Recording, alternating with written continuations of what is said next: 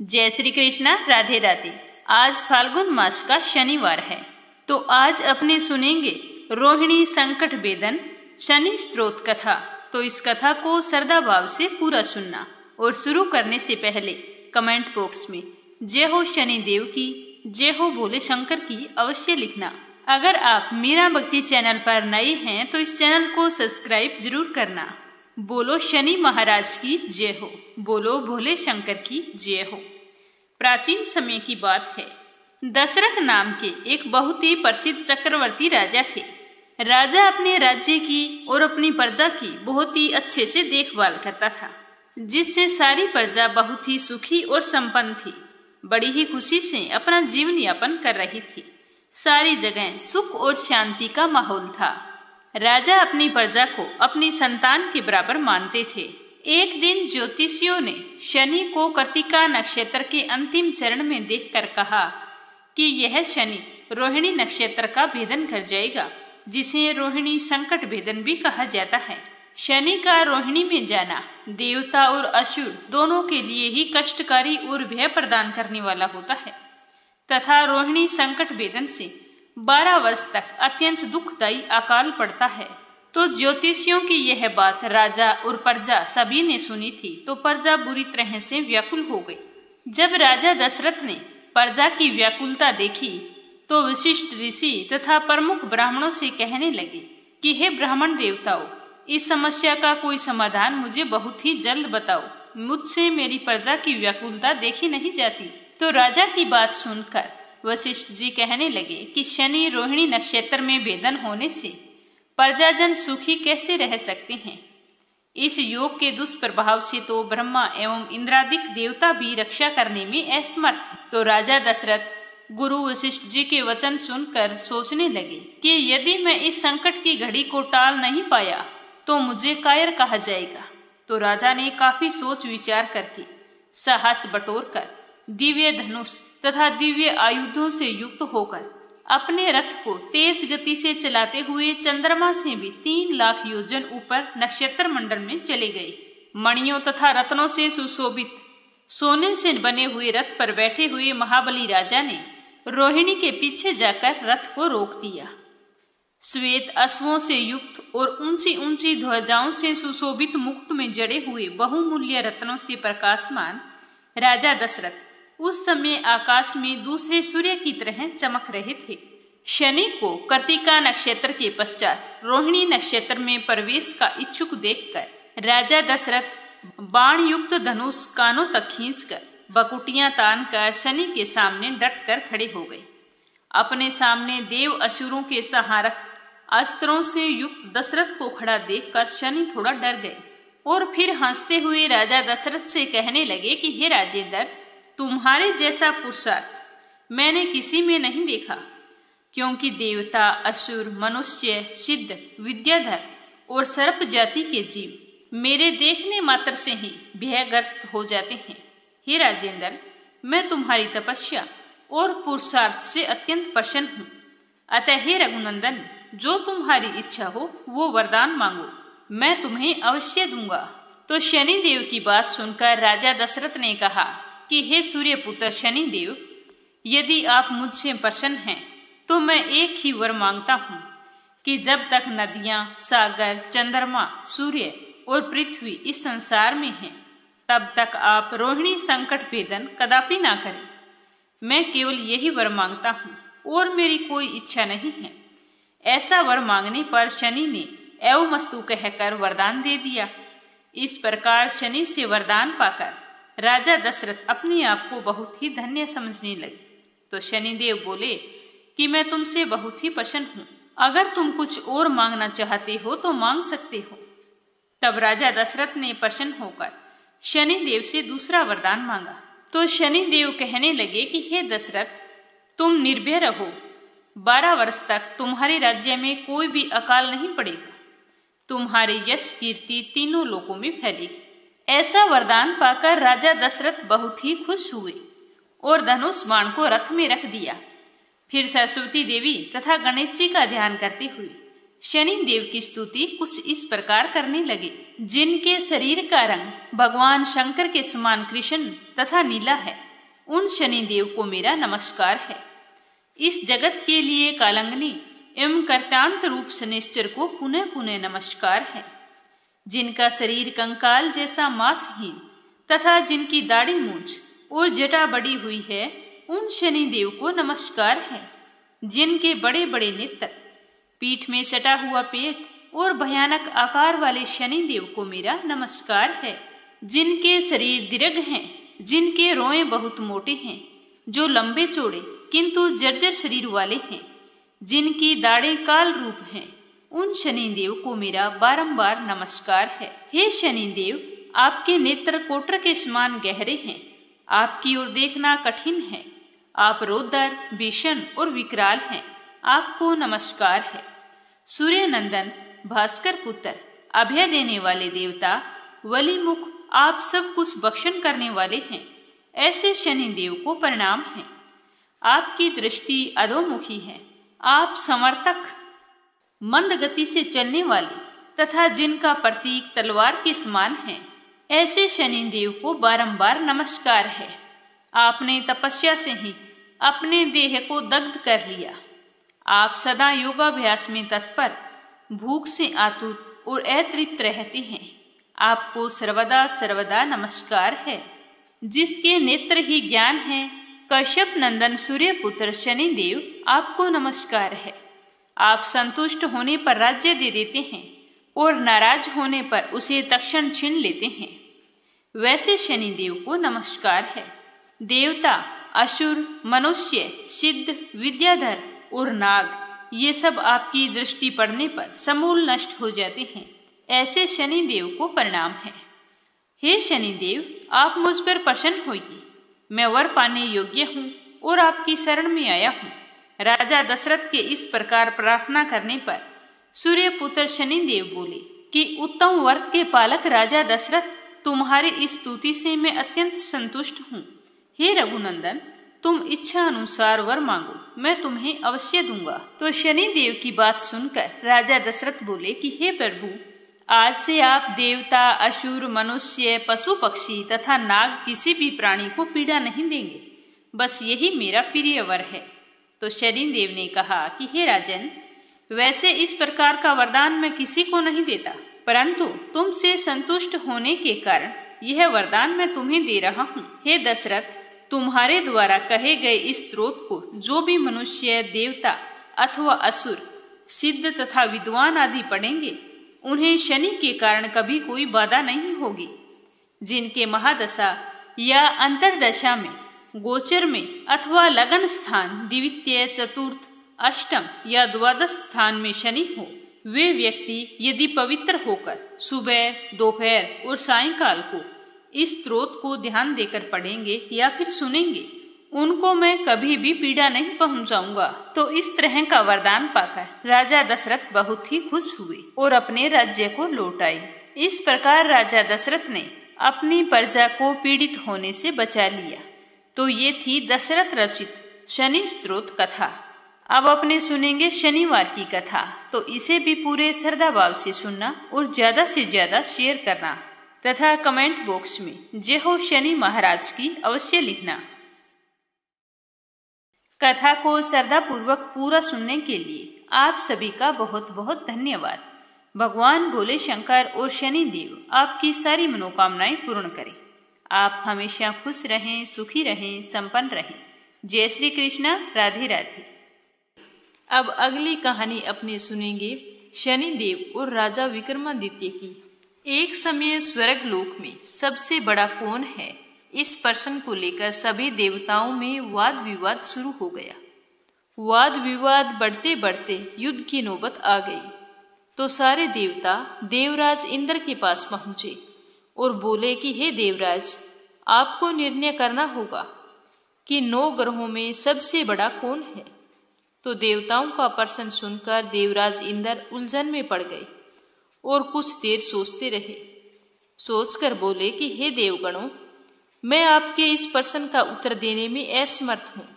आप ऐसा करो कि पृथ्वी लोक में उज्जैनी नगरी में राजा विक्रमादित्य का राज्य है। हम सब राजा विक्रमादित्य के पास चलते हैं। क्योंकि वह न्याय करने में अत्यंत ही लोकप्रिय है। उनके सिंहासन में अवश्य ही कोई जादू है कि उस पर बैठकर राजा विक्रमादित्य दूध का दूध और पानी का पानी अलग करने का न्याय करते हैं। तो देवराज इंद्र के आदेश पर सभी देवता पृथ्वी लोक में उज्जैनी नगरी में पहुंच गए। देवताओं के आगमन का समाचार सुनकर स्वयं राजा विक्रमादित्य ने उनका स्वागत किया।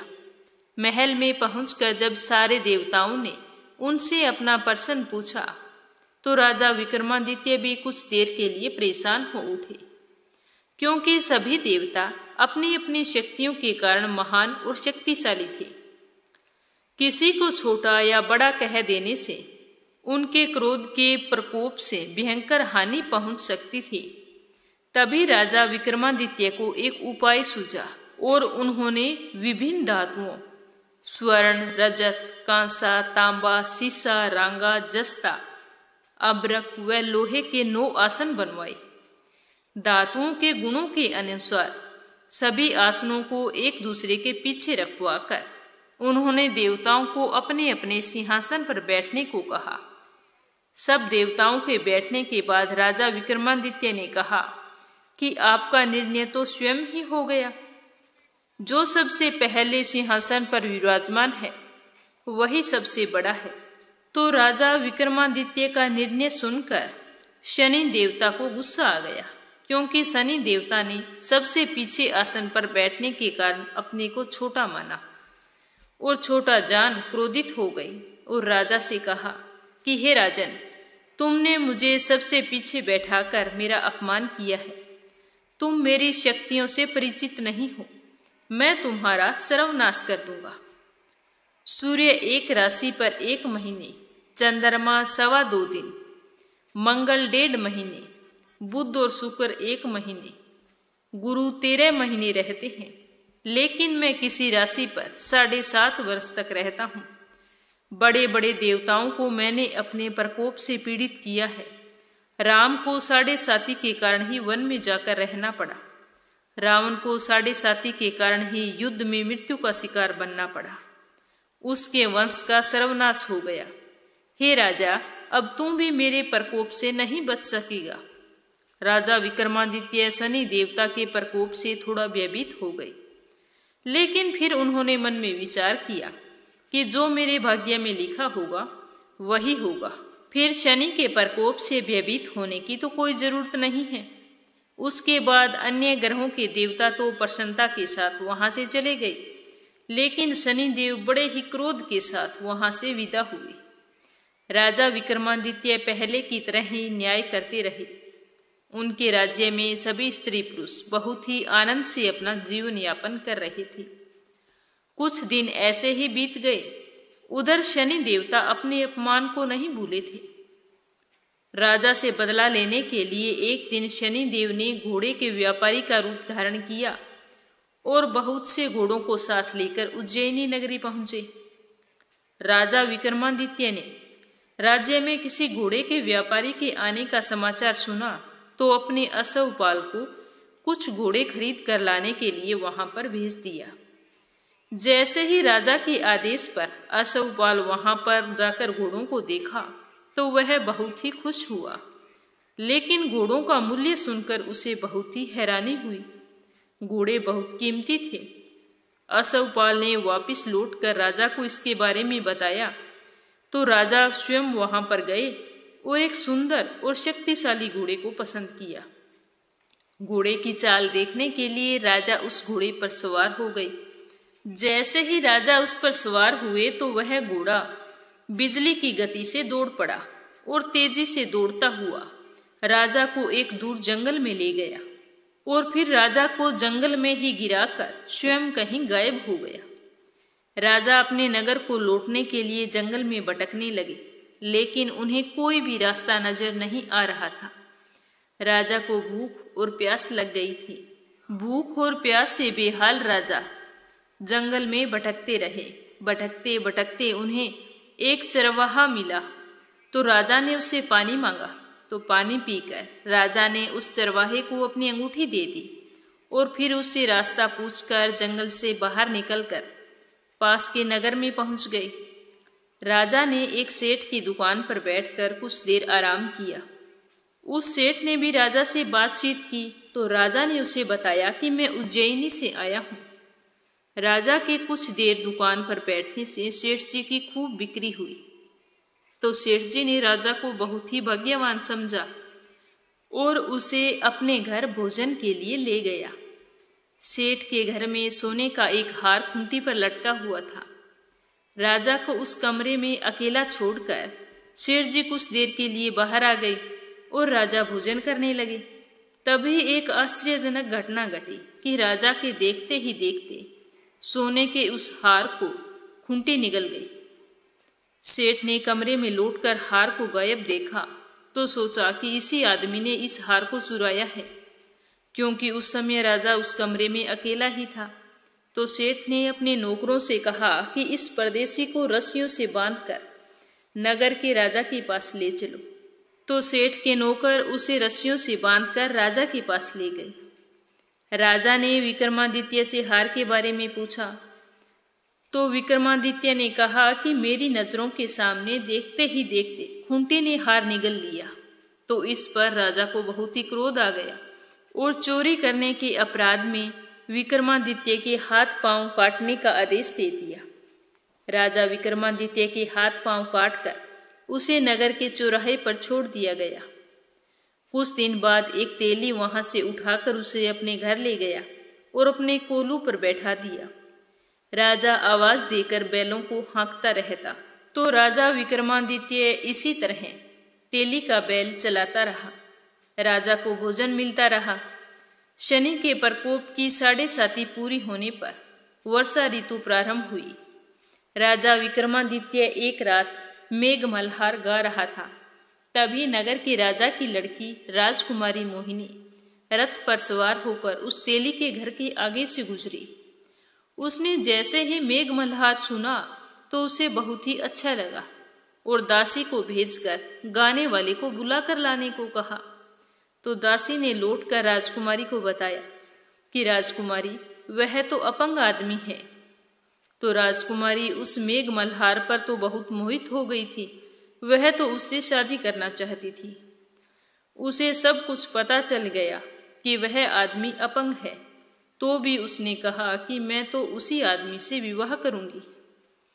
जब राजकुमारी के माता पिता को इस बात का पता चला तो वे तो हैरान रह गई। राजा को लगा कि उसकी बेटी पागल हो गई है। तो रानी ने मोहिनी को समझाया कि बेटी, तेरे भाग्य में किसी राजा की रानी होना लिखा है।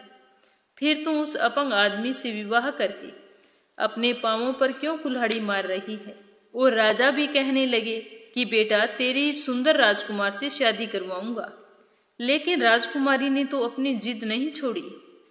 वह अपनी जिद पूरी कराने के लिए उसने भोजन करना छोड़ दिया और अपने प्राण त्याग देने का निश्चय कर लिया।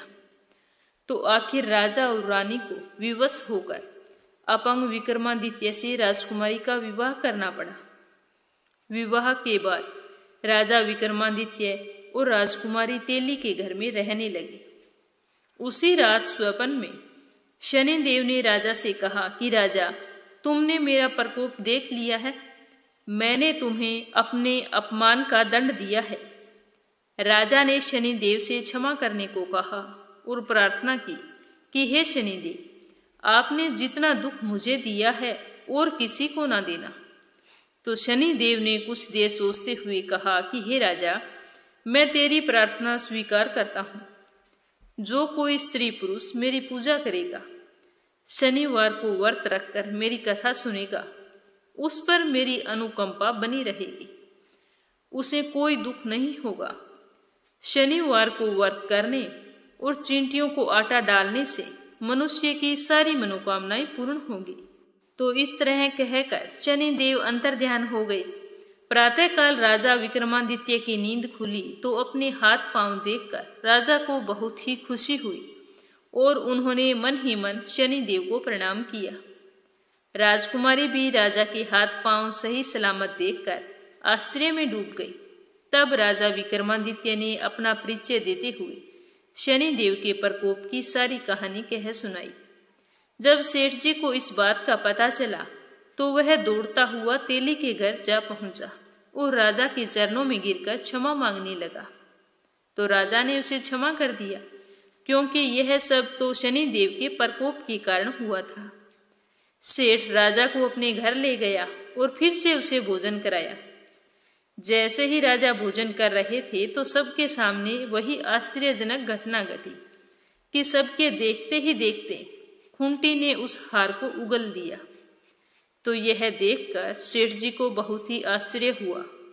सेठ जी ने अपनी बेटी का विवाह भी राजा के साथ कर दिया और बहुत सारे सोना और आभूषण धन आदि देकर राजा को विदा किया।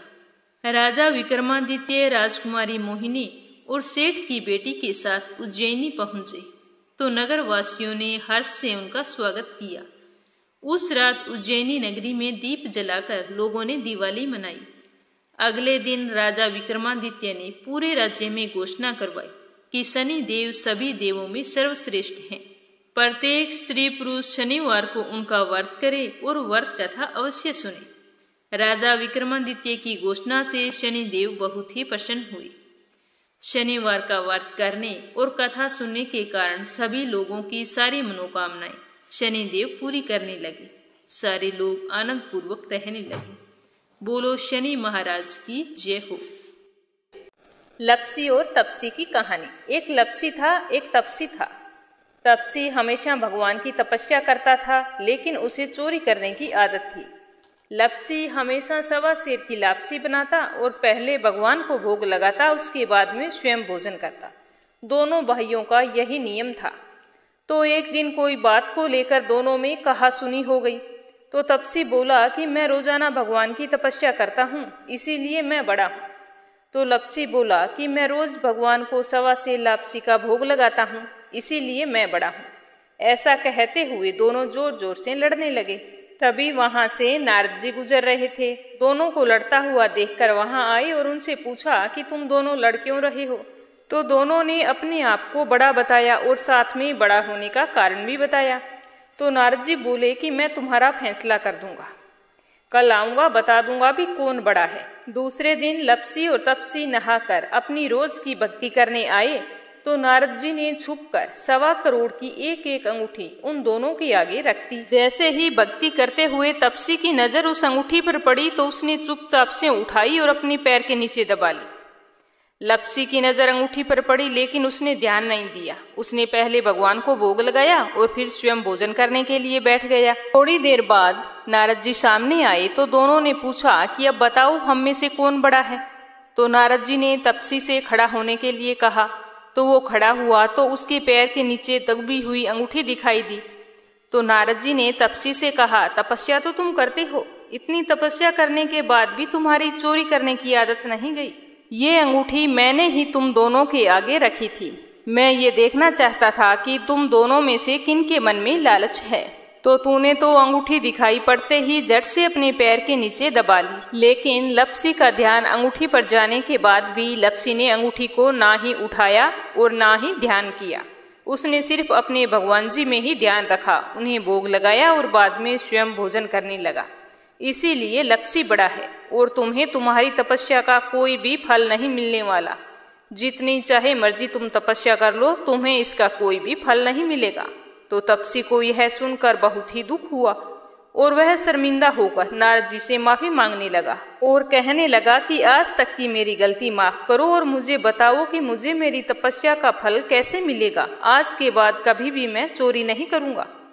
तो नारद जी ने कहा कि यदि कोई गाय और कुत्ते की रोटी नहीं बनाएगा तो उसका फल तुझे मिलेगा। यदि कोई आदमी ब्राह्मण को भोजन करवाकर उसे दक्षिणा नहीं देगा तो उसका फल भी तुझे ही मिलेगा।